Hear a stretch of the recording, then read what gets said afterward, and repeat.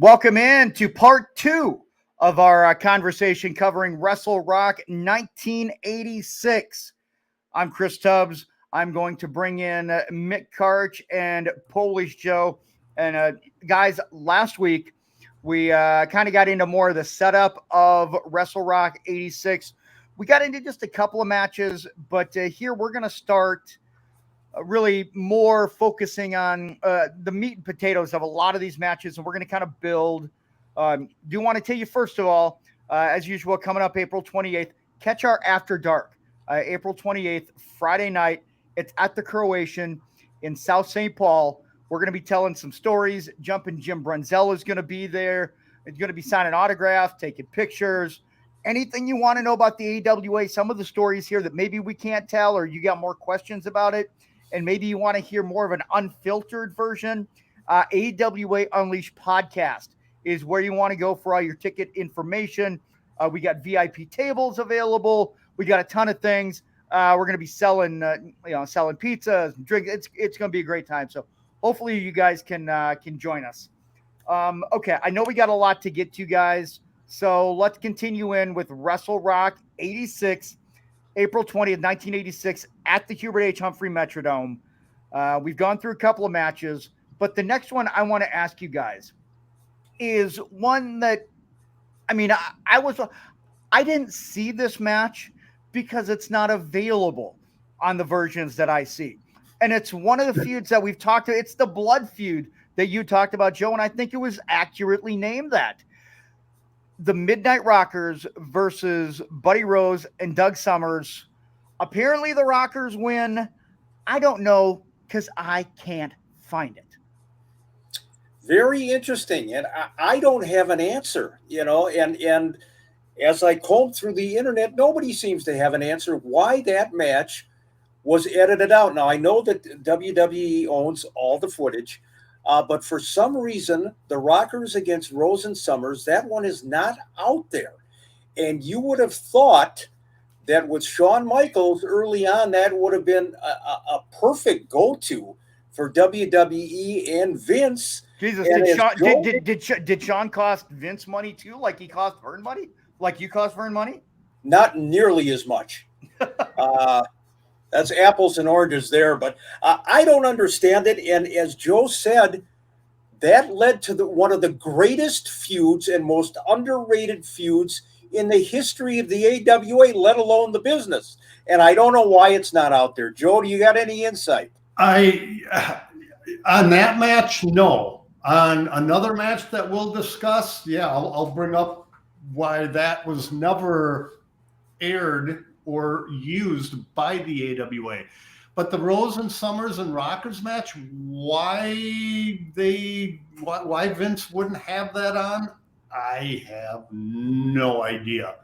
I know when I've watched, just to sort of refresh my memories, scan through Wrestle Rock yesterday, and they just present it pretty much as we recorded it, with the exception of Rockers against Rose and Summers.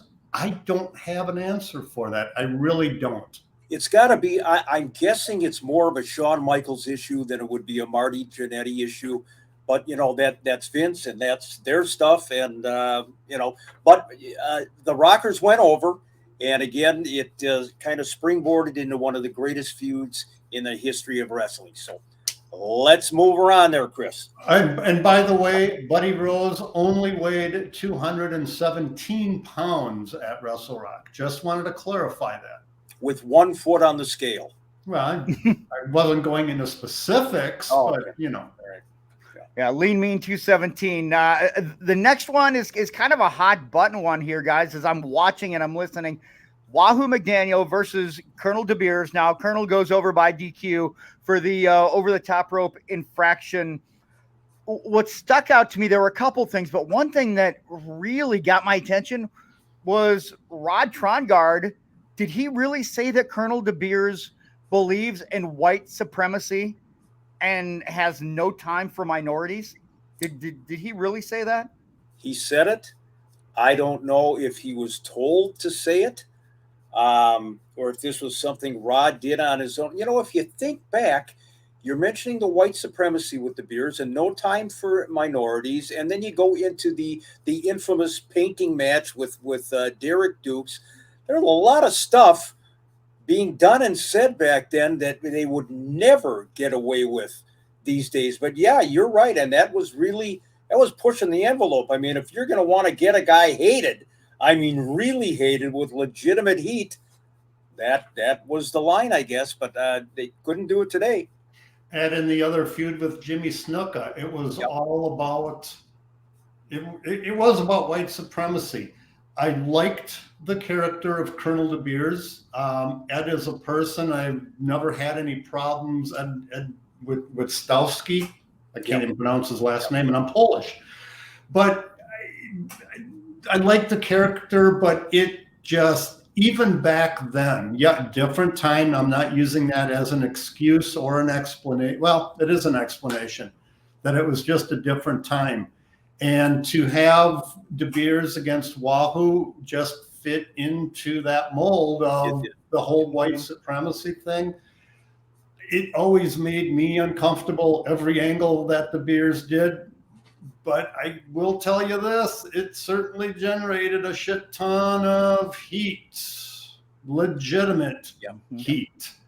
And this match, Mick, you alluded to, I think, in the episode last week about how so many of the finishes of Wrestle Rock matches were disqualifications. And it's like, really? This is a big event. You need to have some payoffs here, please. I don't think that they were interested in payoffs, Dan. I think it I don't know if you say it lazy booking. What I think it was they focused on their 2 or 3 big matches. And as you said last week, Joe, the rest of them were filler, even if there was some history to it. But again, nothing really to springboard a lot of these matches into an ongoing feud. And the one thing about the match, and I know, Chris, you're going to talk about this, was the intensity, the savagery of the Wahoo McDaniel chops on the curb. He laid them in there it made me sore watching those. There were a lot of things that didn't make any sense in terms of like the execution, but those chops, they looked vicious. They were. And Wahoo McDaniel was legendary for his chops anyway. If you pissed off Wahoo, which I don't think the Colonel did, he laid him in a little extra thick. But I'm shooting pictures that night, and I'm 10 feet away from those chops. And I'm telling you, that poor Colonel, if his sternum wasn't caved in, he had flesh flying all over them. It wasn't sweat. I'm telling you, the man was losing skin from those chops from Wahoo McDaniel. Just vicious. Take it from somebody. Now, I had a shirt on, but I got chopped by Wahoo once. Asked him to do it to me for whatever stupid reason that I did in the control room at the AWA. Yeah. You made better decisions in your life, Joe. Without a doubt. And hey, let's face it, I'm not going to be naive enough to think that Wahoo took it easy on me because I asked for it. Yeah. Again, why, I don't know. But he laid that sucker in, had a shirt on, and I had a hand mark on there for a little while. It hurt. I'm sure he had plenty of reasons.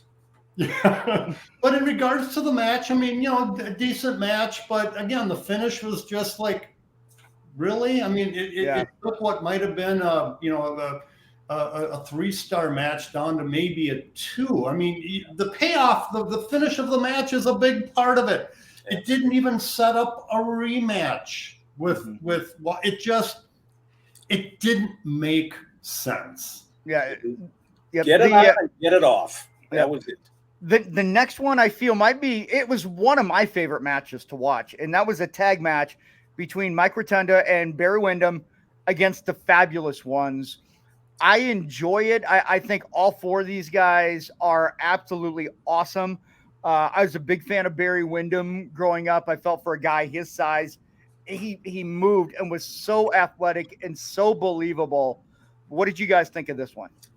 I thought it was a great match. And as you said, you've got 4 real professionals in there.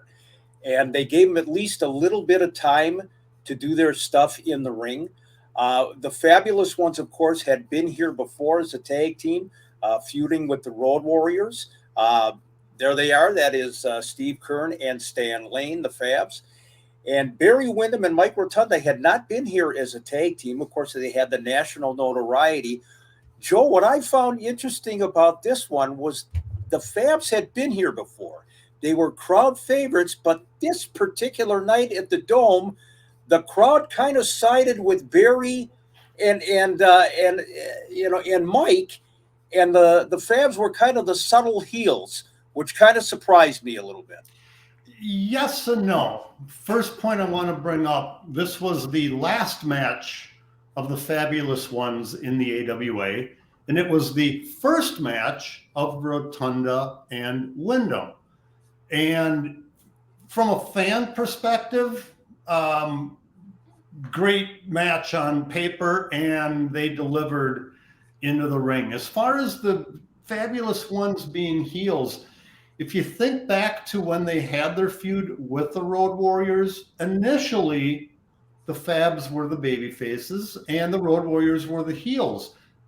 But over the short course of time, that sort of flipped. Yeah, even though the Fabs were still the baby faces from a booking standpoint, from a promo standpoint, fans were trending more towards Animal and Hawk.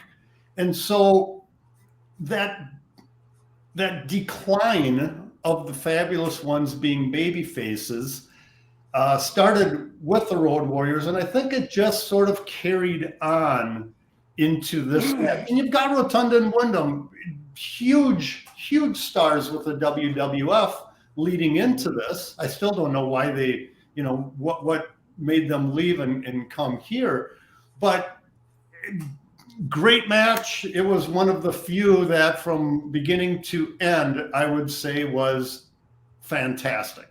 And just one more point, Chris, before you go to the next match. I think also, Joe, the trend in wrestling was to start cheering the heels more than the baby faces. And if you were a milquetoast baby face or whatever, or if you want to call them a pretty boy baby face tag team, things were changing and they weren't getting over. So very, very good point.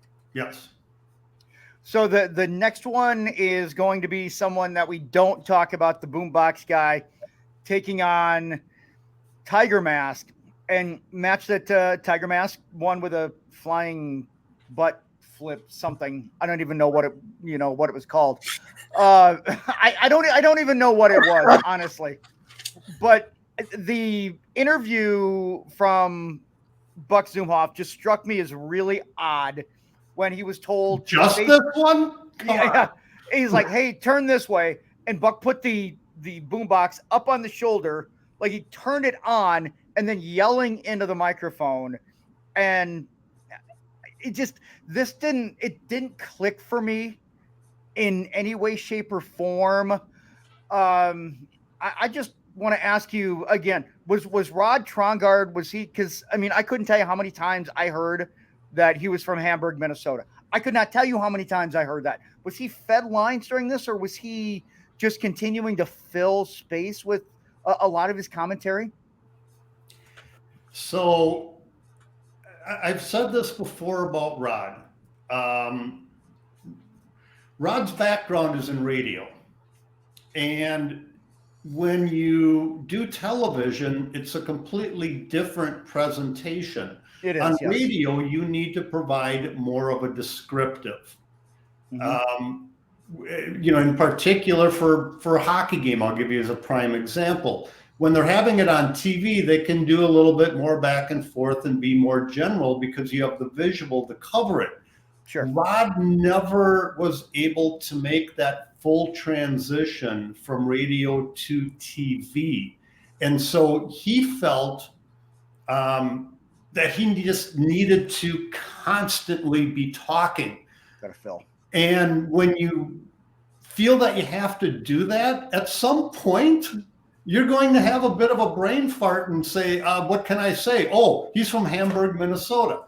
That type of thing. In fact, Rod's whole approach to doing play-by-play commentary and created heat with him and Lord James Blears down the road.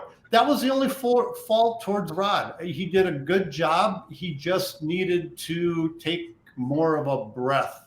Let it breathe a little bit. Yep. I think, too, the AWA is partially the fault for that as far as the Hamburg situation, because they had a tendency to flip-flop. He's from Hamburg, Minnesota. He's from Honolulu, Hawaii. Hamburg, Honolulu. They got their H's mixed up every once in a while. And as you said, Joe, Rod, a lot of times he wanted to say something just to be saying something. This Tiger Mask was actually Tiger Mask number 2. The original Tiger Mask. Who was it? Who was Tiger Mask?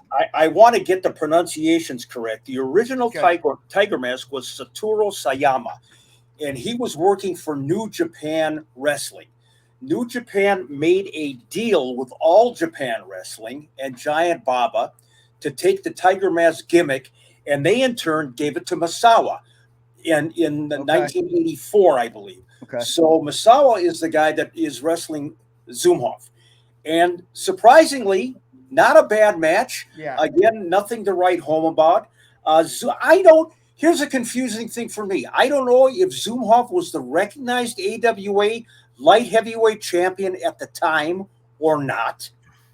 If he was, there was no mention of that in this match. And of course, he did the job for Tiger Mask number 2. Not a bad match, okay for what it was, but it was good to see Tiger Mask. And again, he's in because of Baba. He's in for that All Japan connection. And there's a good. I think that was pre-match. That was in the locker room prior to putting his trunks on. But nonetheless, not a bad match at all. No, I agree with that. I mean, again, a good early match, but another match that just had nothing behind it. Tiger Mask was huge in Japan. And as you alluded to with Giant Baba, who is on the card as well, hey, I got this name, I'm going to bring him in. He's a big name over here. Well, big name here doesn't necessarily do shit for you here. And this match was just 2 guys put together. They pulled it off, providing a decent match. But again, it just didn't make sense. It was just another match thrown in to just make it look like a more grandiose production. And a couple of quick points. Buck was actually a substitute. Buddy Lane from Canada, Dave Koshin, was originally going to be the opponent. I don't know what happened with Buddy. Buck was brought in. To your point, Joe, about the American fans not knowing about the Japanese wrestling, you do that today, and they're tuned into it. They know the different promotions. Back then, it was a whole different story. Pre-internet. Maybe the 5-star instant classic coming up right here. Giant Baba, Bulldog Bob Brown. I'm gonna hang up and listen. I'm gonna hang up and leave if we have to talk about it. I'm gonna hang myself if we have to talk. I alluded to it earlier when at the Metrodome that night. I knew that match was the drizzling shits. When I was able to view the match back at the studio on that Monday or Tuesday, I confirmed that it was not only the drizzling shits, but it was the faucet was left on. This match made Rocky Mountain Thunder look good. This match made Silo Sam look like a competent wrestler. Luthez. Now I say this, both of these gentlemen, Bulldog Bob Brown and Giant Baba, had fantastic overall careers. They were big names in their territories. Here in the Twin Cities, who the fuck is Bulldog Bob Brown and what the fuck is a Giant Baba? Nobody knew who these guys were if it wouldn't have been promoted by Vern and us doing promos leading up to Wrestle Rock. This match, do yourself a favor, if you come across the match when you're watching Wrestle Rock, skip ahead. You can watch it, but I'm going to call you sadistic, and you are somebody that not only gawks at an accident as you drive by, but you actually pull over, get out of the car, grab marshmallows, and roast them over the car that's burning. This match was that flipping. It was awkward. It was very awkward. Like the chops, the cell. There was a Baba, like a chop to the throat, and Bob, he just, he was like a wacky inflatable arm tube guy when he was just like none of it. It just, there was no flow to it. And then the end was a boot flush to the face. I watched it again. It was clearly in the chest. And I'm like, it was awkward. It was very, very awkward. It was like two backyard wrestlers who didn't know what they were doing. Well, you don't exactly have, two speed demons in there. You got two guys that are well into their, the advanced stages of their career. Their styles completely clashed. There was no rhyme or reason for the match. The crowd response, you would have thought you were at a church service with people standing in silent devotion. I mean, there was absolutely no response whatsoever. It went about 5 minutes, which was 4 minutes and 58 seconds too long. It could have ended after the introductions. There you go. So the next one is one that I enjoyed. It was but another double count out. Two former champions, Harley Race and Rick Martel. This was the match of the night for me. Not only on paper, but just seeing those two. Rick Martel is extraordinary. He doesn't get the kudos that he deserves at all. Harley Race, just to have Harley coming back to town was a tremendous thing. Harley, legendary in the business. Their match itself was not bad. It was pretty solid. But again, you've got a situation where lazy booking, once again, double count out. I don't know that at that point in his career, there's a shot that I actually took of Rick coming over the top rope. I love that shot, by the way. I love that shot. Yeah, I got lucky with that one. The match, this is a match that could have gone 45 minutes or an hour in a main event setting. I don't know how long they went, maybe 12, 13 minutes. Great back and forth action, but again, lazy booking. This is what happens like when you get a Nick Bockwinkle and Bob Backlund wrestling in Toronto, two champions. You come up with the easy finish, which is nobody gets hurt. Everybody goes home a winner. Everybody, nobody's touched. And I think that's what happened. And I don't know that Harley would have been upset by doing a job to Rick Martel, a one-shot deal in Minneapolis, or vice versa. So excellent match. Love those two guys. But again, the finish. On paper, great match. Yep. But yet again, it didn't make sense. There was no build up to it. Yet another match of two names put together in the ring to deliver. And it was shortly after this match that both Martel and Harley went to the WWF. Yes, sir. That's right. Yep. So good match. I would love to have seen a feud. Let's run the angle a little bit with these two. Obviously, it wasn't going to happen with the AWA because I think both knew at that time that they were going to the WWF. And so they went in there, performed as pros do, delivered, and ended up with a shit finish. Let's go to the next one, which is a 10-woman battle royal. Sherry Martel going over. Yeah, some nice names in this. One thing I noticed, again, was just listening, and Rod Trongard said, we have a mass amount of nice talent. And it was just like, I didn't know where he was going. Neither did he. Mass amount of, and it's like, yeah, he didn't know. And then wrestling talent. And I was like, I have no idea where he was going to go with this. You know, it's possible that the popcorn vendor was walking by Rod at that point and he got distracted. Certainly he had a brain fart. The match itself was, you got 10 women in there. The whole point was to further the feud with Sherry Martel and Candy Divine. Mm-hmm.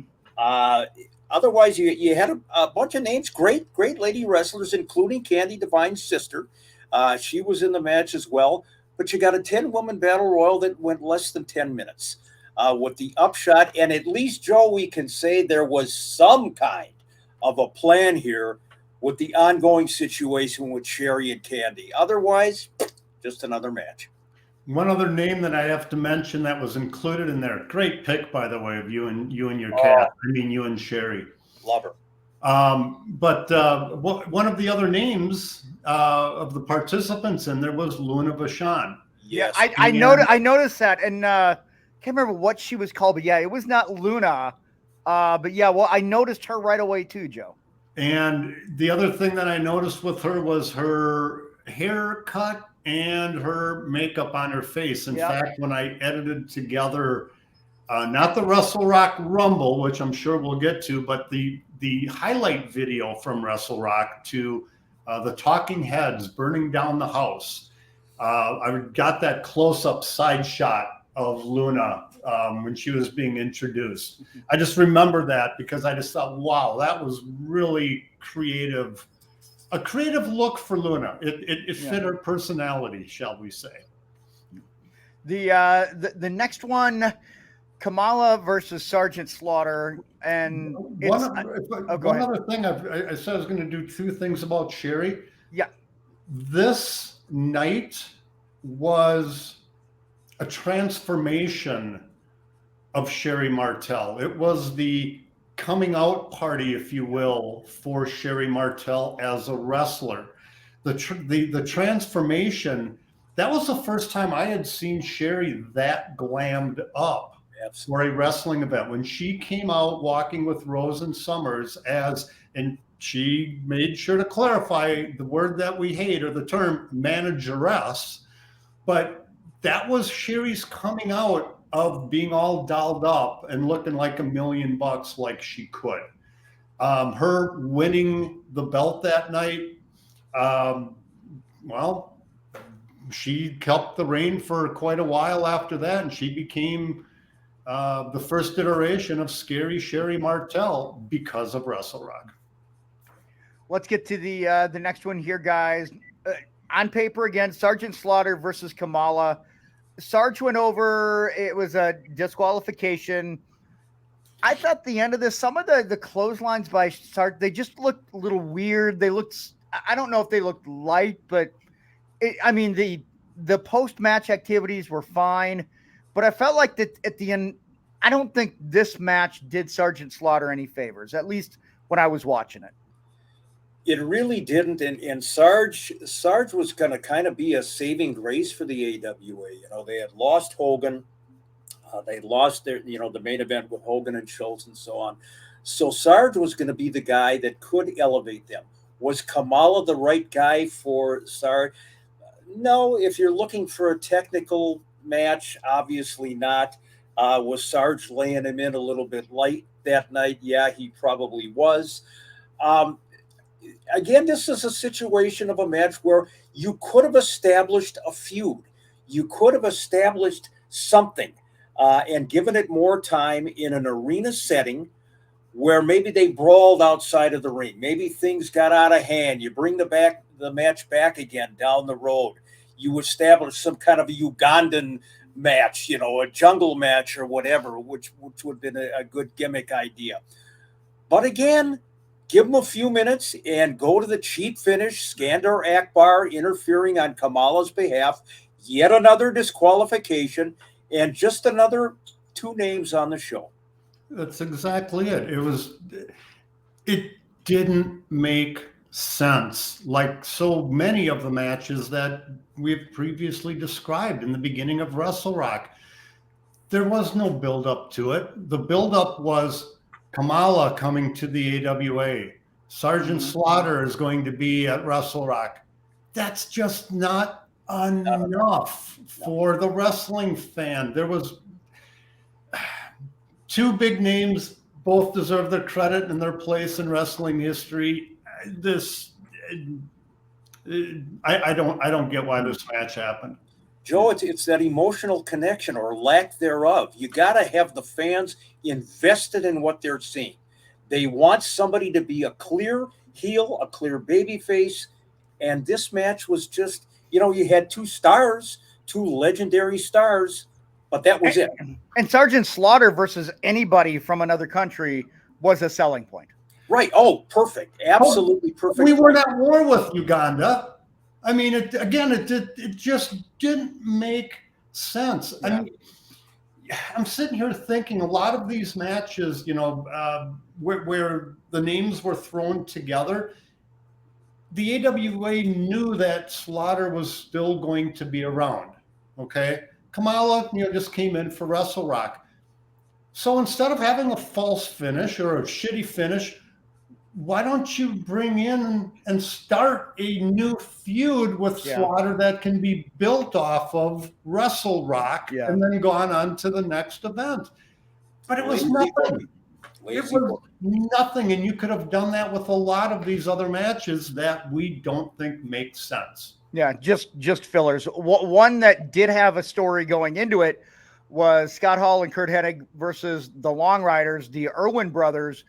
It was over the tag team titles. It was over the loaded boot, and Scott Hall getting his most popular wrestler award right before the match. But I mean, you saw two young guys. I think with this one, I think you could tell that Curt and Scott, they had it. They had it. Joe talked about the coming of age for Sherry Martel, and I think this was it for Curt and Scott. Scott, of course, had established himself almost from the get-go in the AWA as a force because of his size and his look. Curt Hennig, on the other hand, kind of came up through the ranks and was establishing himself. They were in the ring with Scott, Hog Irwin, and Wild Bill Irwin, two great veterans of the sport. And they carried Curt and Scott to I thought, a very, very good match. At least you had a storyline there about the loaded boot. Some of it made sense. Great 4-star match? Not necessarily, but rock solid, and that deserved to be on the show as far as I'm concerned. Without a doubt. Straight from the Long Riders riding their big Harleys into the Metrodome for their ring entrance. Little side note, Mick, correct me if I'm wrong on this, but I believe that this was Scott Irwin's last match before he got diagnosed with brain cancer. It might have been. I was thinking about that because the next time I saw him was actually at a UWF show, some months after that, and he had already gotten away from the business, and he had already been diagnosed with the brain tumor. So, a very nice guy, very talented guy. Sadly, left us too soon. The match itself, again, rock solid in the scheme of things. Elevated Curt and Scott Hall, certainly. First one that actually had a build-up and had an angle going into it. First match of the night. And another one that had some build-up to it. The boxer versus wrestler. Scott Ledoux versus Larry Zabisco, with Larry Hennig as the referee. And, both these guys were seconded, Bob Lertzema on one side. You had the Ninja seconding Larry Zabisco. Two questions. Number one, why wasn't Larry Hennig being a guest referee? Why wasn't that a bigger deal from the start? Again, a dropped opportunity. Larry, I would have been pushing that hard. I would have been saying Larry Hennig there to keep keep control. Oh, he's got to be an enforcer. He's got to be a lawman in the ring. No question about it. You're going to keep these guys that absolutely detest each other. You're going to keep them in line, so you go for the big axe. You bring them in to keep law and order. Ball dropped there. Ledoux and Zabisco, I thought, was a great feud. Larry always loved taking shots at the Minnesota guys, whether it was Ledoux or Kent Herbeck, whoever it was. the hometown guy. You saw the punch where Ledoux laid one in on Larry. And I don't know if Scott was a little stiff with that one or Larry just sold the hell out of it. But it looked great, even from ringside. But again, you come up with the same thing. There's the late Scott Ledoux, a legit tough guy, Minnesota legend. But again, you come up with the same idiotic disqualification finish. And again, why bother? So first point with Larry the Axe Hennig. I don't know exactly, but if I was to surmise why he wasn't pushed even more, look at Z. I see him and I think cheese pizza. And I say that because that's what he would order. Every week we had interview day, he'd always order a cheese pizza. But as far as Larry goes, I'm just guessing here. But got to keep something in mind that the Gagnes and the Hennigs weren't exactly inviting each other over for the holidays. There was a long time animosity between the two. Having Larry provides a name, but I would suspect that Vern just said, we don't need to promote him. Ledoux and Zabisco will carry the match. Missed opportunity, as you said earlier. You know what? There might be a piggyback to that too. They were focusing on Kurt at that time, and the Hennigs-Gagne feud wasn't really revitalized for a little while yet. So Larry was just kind of he was an added attraction, a bit player on the show, and I agree with Chris. You could have done more than they did, but again, that seems to be a recurring theme here with Wrestle Rock. Who was the ninja? Ninja was Shunji Takano, and he was from Japan. And when he had to go back to Japan, he actually was living with Sherry Martel, I believe, for a while they were here in the AWA. And they were dating for a while. Yes, yep. And when Shunji had to go back to the land of the rising sun, what better ninja, what better Oriental guy could you get that probably hadn't even been to a Japanese steakhouse? Steve Olsenowski, God bless him, filled in when Shunji went back to Japan. But very interesting matchup. And again, the bits and pieces, sometimes they fit on this show, rarely. Other times, square peg in a round hole.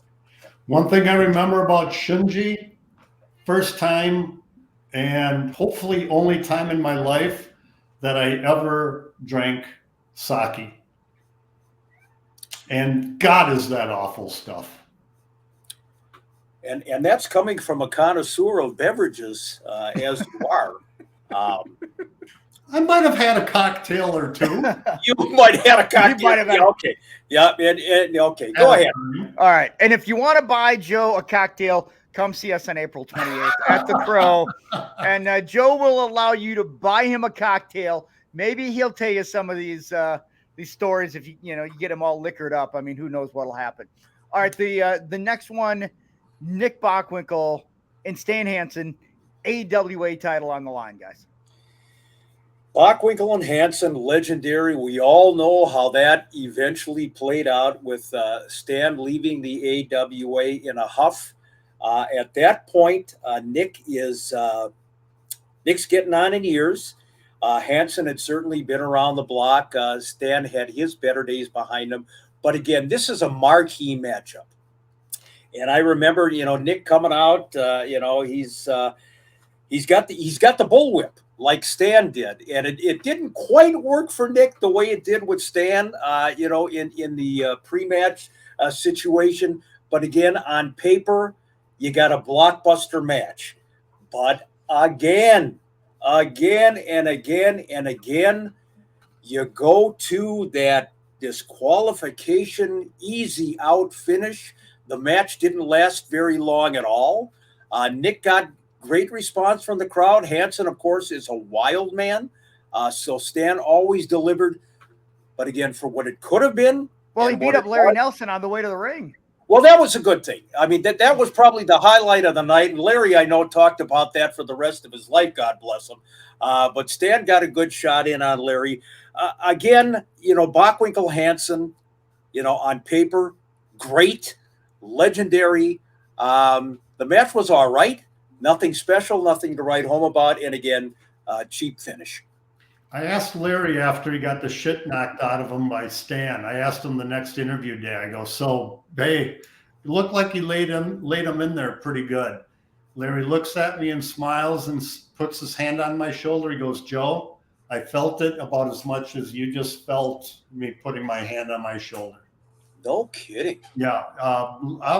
Hey, what did we say before? It's professional wrestling. Things might be slightly exaggerated, shall we say? And this was that case. But Larry sold it well. I mean, you could just see somebody go down and I'm like, oh my God, like Stan just killed somebody. I'm like, oh damn, that was Larry.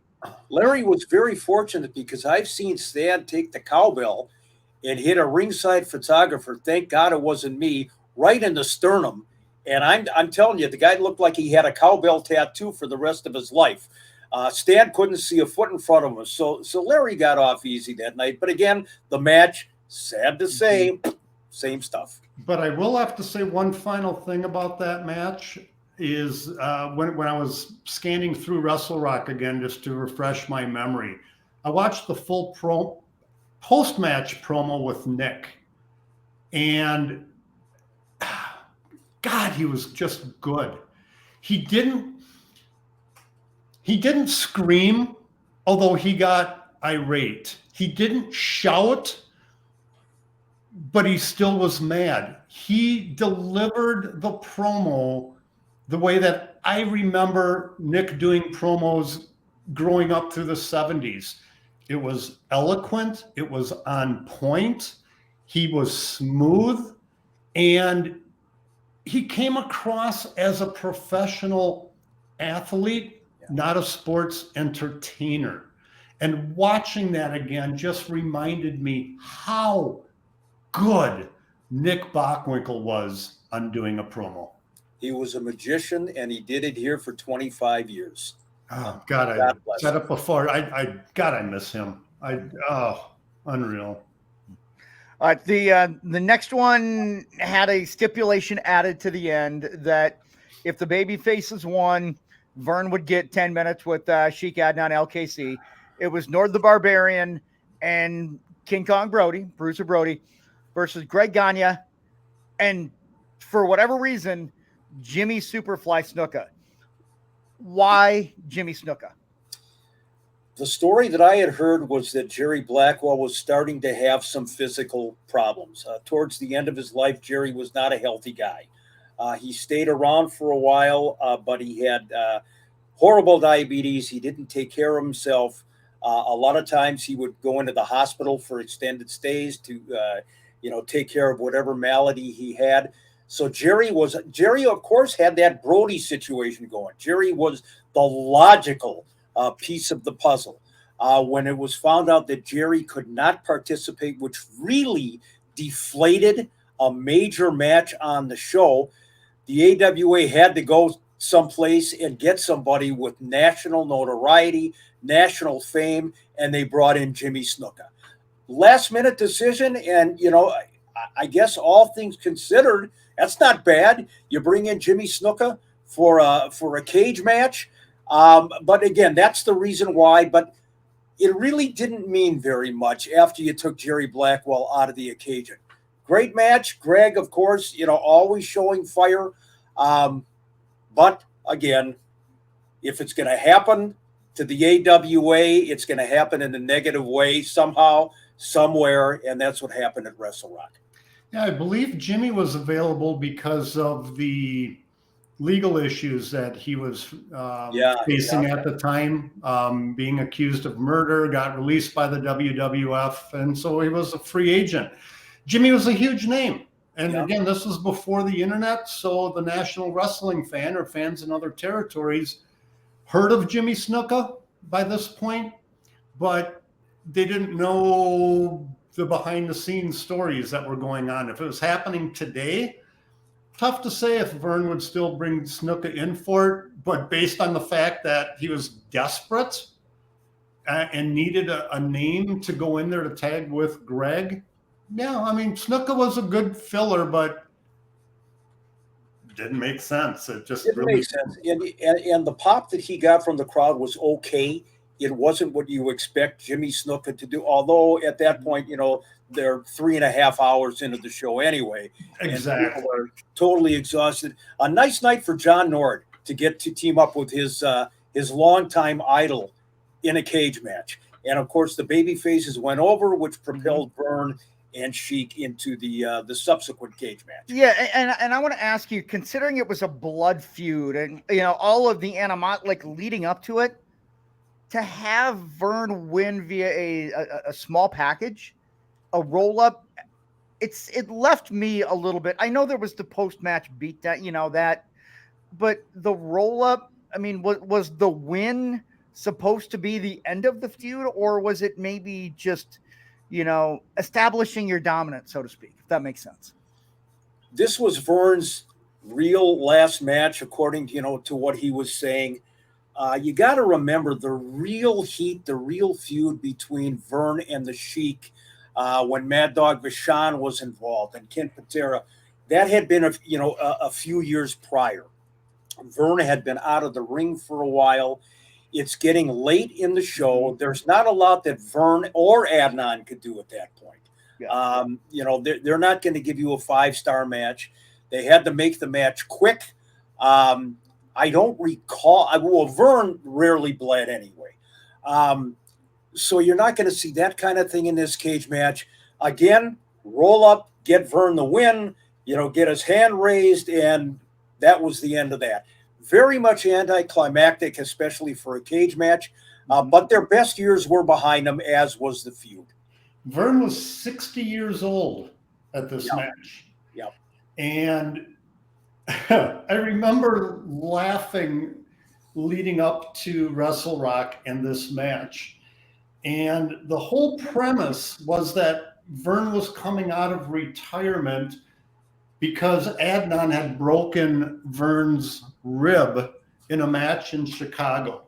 And this is where it gets funny. So, at least we have a premise. We have an angle to work on. Well, the footage of Adnan breaking Vern's knee or breaking Vern's rib, Adnan's down for a 3 count. Vern comes rushing in to save his opponent. Might have been Mad Dog. I believe the match was in Chicago that we got the footage from. 1, 2, Adnan gets pushed off. Adnan goes into, or no, I'm sorry. Vern was doing the cover. He gets tossed off. Adnan's coming in to disrupt the pin. Vern gets tossed off and goes into Adnan's knee. Mm-hmm. Brutal. I've taken bigger bumps getting out of bed in the morning. This match, while it made some semblance of sense, really was Vern just wanting to be a part of what he perceived to be his single biggest event, and there was no way that Vern was not going to be on the card. And he wanted the additional payday. He wanted one more big adoration from his fans in the Twin Cities, and maybe in his own mind got that, and good for Vern. He deserved whatever he got after his long, illustrious career. But yeah, this match just didn't quite serve as a co-main event. Let alone in a cage. It's going to go 5 minutes. There was no reason for that match to be in a cage whatsoever. Yeah. Anyway. And the last one here, guys, before we wrap it up, two of the legendary tag teams, the Road Warriors and the Freebirds. Road Warriors over in about 7 minutes. Again, on paper, and there's a history with these two teams, not only in the AWA, but in other territories. And the Road Warriors had their their history with Jimmy Garvin and Michael Hayes. But again, you're talking about a 7-minute match. By that time, the arena was pretty much emptying out anyway. The Road Warriors still got their pop. They still went over. So on paper, yeah, it's a marquee matchup. But again, 7 minutes. And Joe, you were there. You could kind of tell as soon as the 3 count was over, even with all that anticipation for Waylon Jennings getting set up, that building emptied out faster than the control room when I did commentary with Terry Taylor after he had eaten a protein bar. It just, everybody wanted to get home and beat the traffic. And sad to say, that was the concluding moments of Wrestle Rock. By this point, people were not only ready to go home, but they wanted to go home because of everything that we had laid out, the horrible finishes, the matches that didn't make sense, and the ones that they did, again, horrible finishes. The only thing that this match had going, and this actually takes me back to my very first day at the AWA. It was Garvin and Regal who won the belts off of the Road Warriors with the help of the fabulous Freebirds.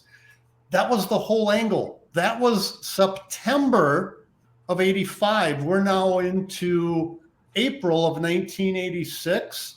And literally in that, 7-8 months, nothing happened between the Road Warriors and Garvin and Regal in the AWA. There was nothing. This match, great on paper. If you could have had more of a build up to it, it was just thrown in there to be the 15th match of 2 big names on a supposedly big event. It was almost fitting to end on that match because it was sort of the entire night wrapped into one. That's a very good point. And I know the 3 of us are going to kind of do a post-show analysis of the show. As we're talking here, and as we talk about the cheap finishes and how things did not make sense, this card was an extravaganza because it was in a domed stadium. You had Waylon Jennings in town. You had Vern Gagne's finale, his last match. And there were a couple of matches on the show that made sense. But hold on. You're missing the most important part of Wrestle Rock. The Wrestle Rock Rumble. Woo! Let's go. That was the highlight. That was the highlight of the show. But again, that's in the build-up. That's in the pre-show. Once the show itself actually started and you got past the glory of the Wrestle Rock Rumble and Vern rapping like a man possessed. You mentioned the Wrestle Rock Rumble and your cat took off, by the way. There's going to be a Wrestle Rock Rumble here any minute now. But guys, as we look at it, and Chris, I know you had a question about the fallout and where did it lead? If you think about it, so much of it went nowhere. It died in the water. There was no real springboard or attachment to something that was ongoing outside of maybe Rose and Summers and the Rockers. And of course, Nick and Hansen, which was very short-lived after that. It was matches. It was 15 matches. Did you feel any frustration from any of the wrestlers that you have this big event and you need to build off of that? Like, you can't just have a one shot with all of these. Like, you have to build towards something. And if you're just going to have this, of course, it's not going to mean anything to fans. Joe would know better than I would, but I think the wrestlers looked at it as a payday. That's it. It was a good payday in a building. It was getting them some national acclaim. Snuka took advantage of a situation where he was in trouble out east and came here. I think the guys at that point with the AWA, for the most part, this is a payday. Harley Race was in and out. So I don't know. I don't think there was frustration. They got paid. They got out of Dodge. There was no excitement leading into it. but there was an anticipation of hope. That's it. From it. And that is that there would have been that 30, 40, 50,000 people, standing room only from the setup that we had, that they were going to then be able to get a bigger payday. I don't think anybody was shocked coming out of there that they didn't make as much as they thought that they would, because Vern was always a good payer. But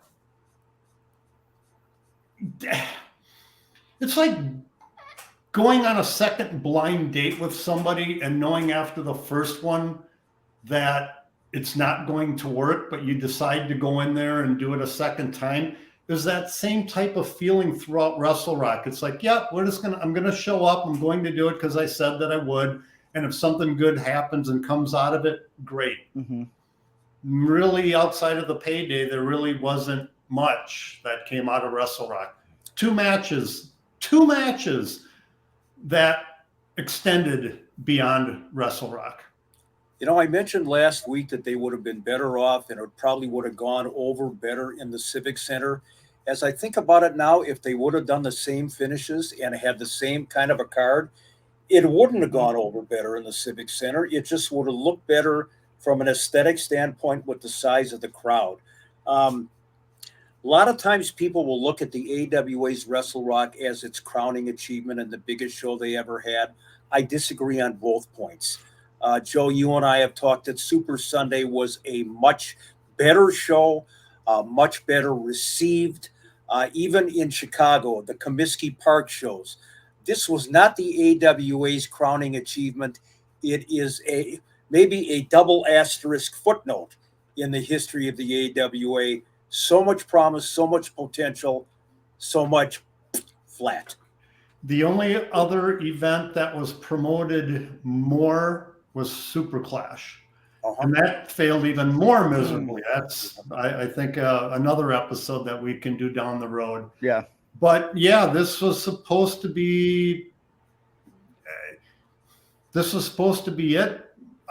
Looking back, this was sort of a make or break moment for the AWA in hindsight. And we just didn't put our best foot forward. Right.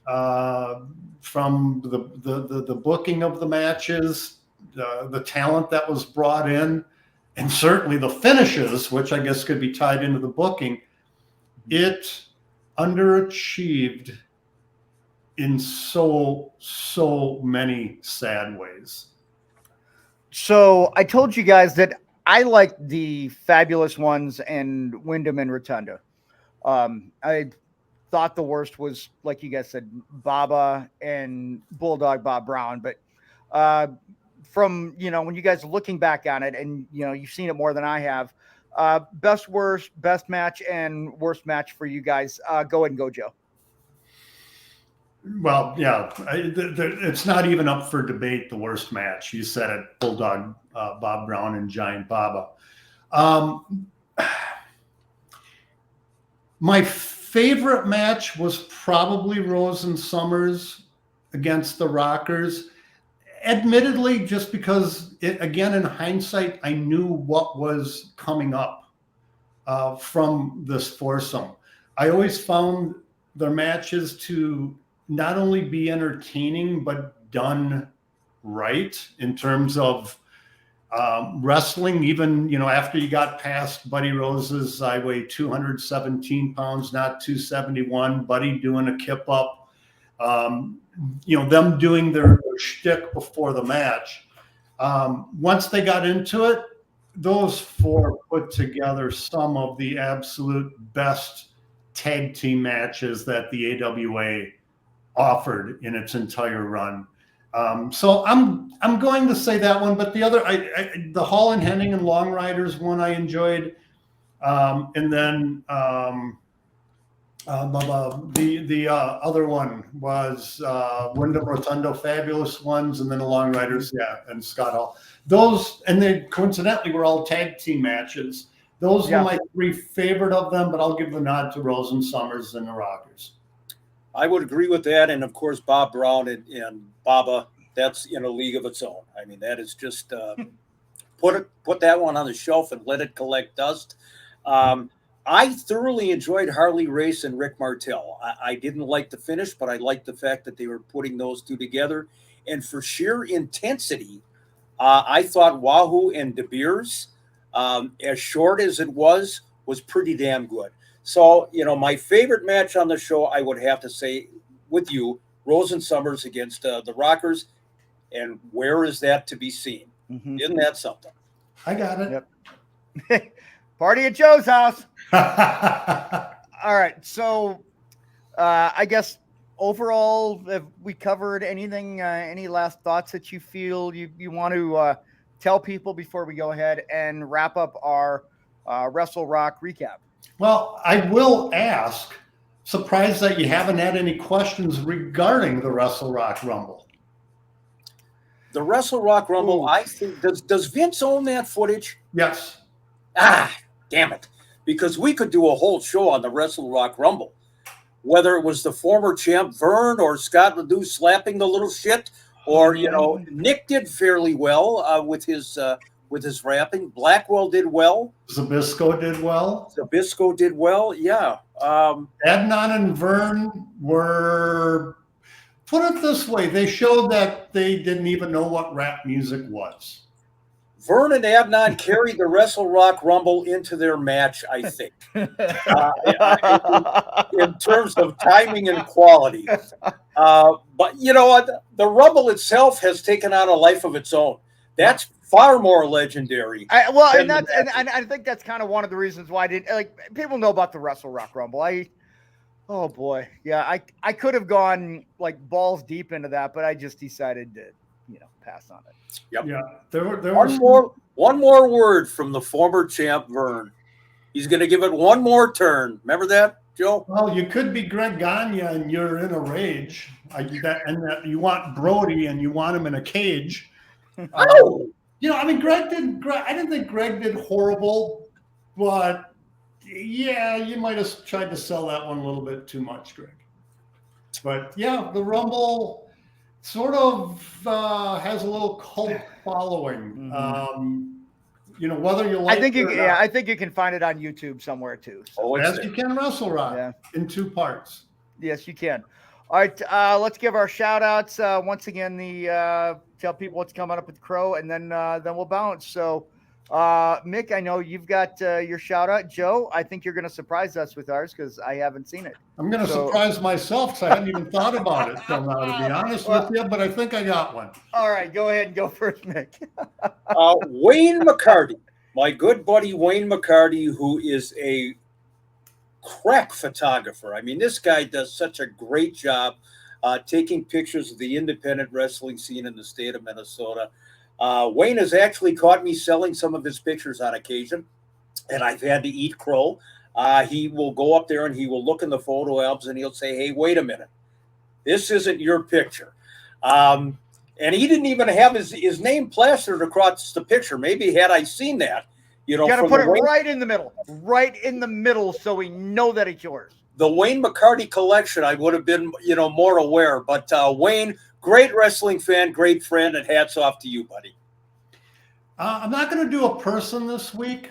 I'm going to do the Croatian Hall, not only for hosting the AWA Unleashed After Dark, but if you've not been to the Crow, if you've not been to South St. Paul, imagine going up to a northern Minnesota small town where everybody knows your name, where you walk in there. And the Crow, and this is just from what I've been told because I've never been there yet. Mm-hmm. But the Crow, when you walk in there,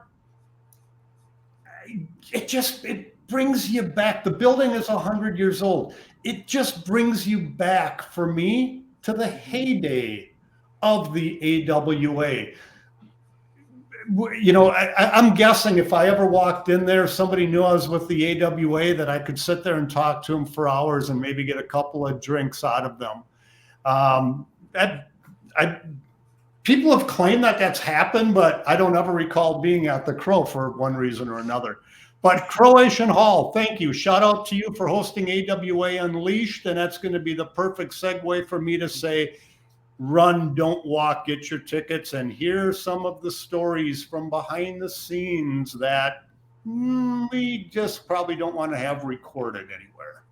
Yeah, and this is not going to be recorded, you guys. Like, if you're like, hey, why don't you post? No. We're not posting this. No. This is, you got to be there. Like, you have got to be at the Crow to catch Mick, to catch our version of Norm, Joe Chupik. Don't look around. Don't look. Hey, I'm my ideal weight if I was 12 feet tall. That's right. It's going to be a blast, you guys. It's going to be so much fun. Friday night, April 28th at the Croatian Hall, South St. Paul. Jumpin' Jim's going to be there, signing autographs, taking pictures. We're going to answer your questions.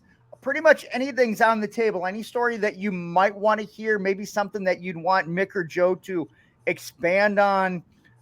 There's a lot of things that happen that they know about that they can't say on the podcast, and you're going to be able to ask them in person coming up on Friday, April 28th, awaunleashedpodcast.com. That is the website. Tickets $25 in advance, $30 cash at the door. Yeah, you get perfect time for him to freeze up. So, but let me add one thing to that.